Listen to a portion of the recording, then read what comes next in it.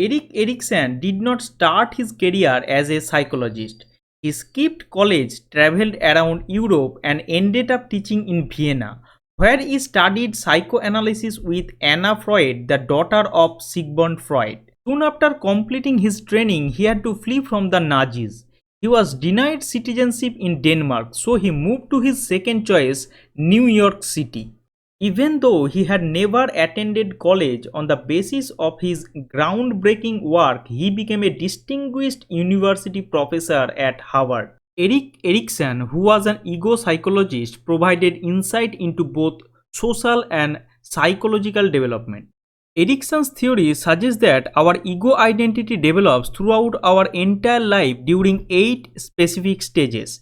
Each of these stages is a building block that's crucial to maturation across the span of our life. Erikson suggested that these stages may overlap. A stage we do not master may extend into other stages later in life. The first stage of trust versus mistrust begins at the birth and usually lasts until a baby is 18 months old. When a baby is born, they are learning about the world around them.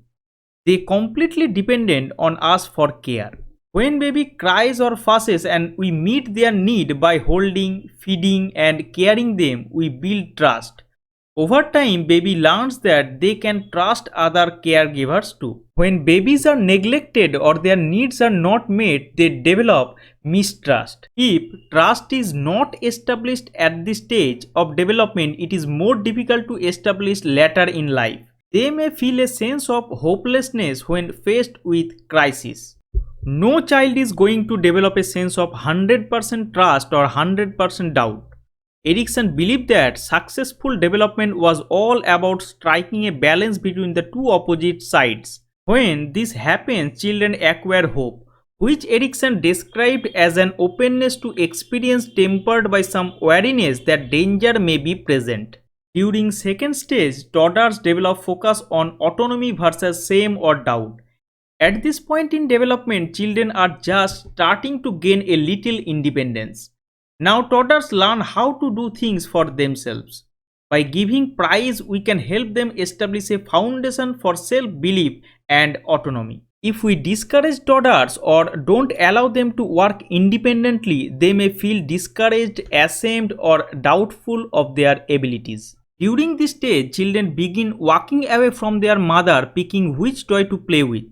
The essential theme of this stage is that children need to develop a sense of personal control over physical skills and a sense of independence. Toilet training or potty training plays an important role in helping children develop this sense of autonomy. By this stage, toddlers has food preferences, so let them choose their own snacks or let them choose which shirt they want to wear. Sure, there will be times when their clothes just don't match. Grin and bear it, because giving them the space to choose means helping them build their self-esteem. At the third stage of initiative versus guilt, children begins to assert their power and control over the world through directing play and other social interactions. Here the child focuses on doing things independently and begins to develop a sense of aims and goals. When they feel encouraged, these children take the initiative to do things independently. They feel a sense of purpose in their life. If they are criticized or discouraged by caregivers, they may feel guilty instead. When an ideal balance of individual initiative and willingness to work with others is achieved, the ego quality known as purpose emerges. Now, parenting tips. Role play, that is, give children a chance to direct the show by letting them be the teacher, doctor, or businessman, while we can act the student, patient, or customer. In this period, try to grow their curiosity. Play games with them and make them participate in various socio-cultural programs which develop their self-confidence and positive self-image. In stage 4, that is between ages 6 to 12, through social interaction, children begins to develop a sense of pride in their accomplishment and abilities. If teachers or caregivers and peers offer support and a sense of accomplishment, they feel competent and productive. If they don't receive positive reinforcement for their accomplishments, they may feel inferior or incompetent. Here the children start elementary schools. They learn new skills. Now the child has plenty of teachers and peers. They may start comparing themselves to others. If they decide that they are doing well scholastically, on the sports field, at the arts or socially, then children will develop feelings of pride and accomplishments. If child struggles in one area, look for another area in which they can shine. Help kids to develop their strength in areas where they have a natural flair. Not all students be math wizards, doctors or scientists, but perhaps they can sing or draw or write. Grow their interest on that areas. Let them help out with taking care of their siblings. At fifth or adolescent stage, we generally hear the psychological term identity crisis. In this stage, teens need to develop a sense of self and personal identity. Success leads to an ability to stay true to yourself, while failure leads to the role of confusion and weak the sense of self. In this stage, the questions they face are not easy to answer. Who am I? What do I want to work as? How do I fit into society? What is happening to my body? So, what is identity?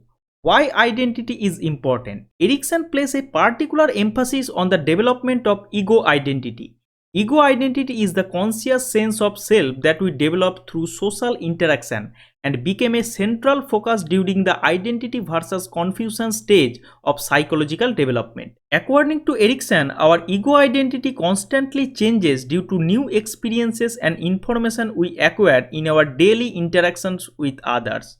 And it is this identity that helps guide our actions, beliefs, and behaviors as we age. In this stage, teacher must try to develop self-confidence, logical, abstract, and critical thinking skills, develop convergent and divergent thinking skills, foster children's interest in social and other educational works. The sixth stage begins at age 18 and lasts until age 40.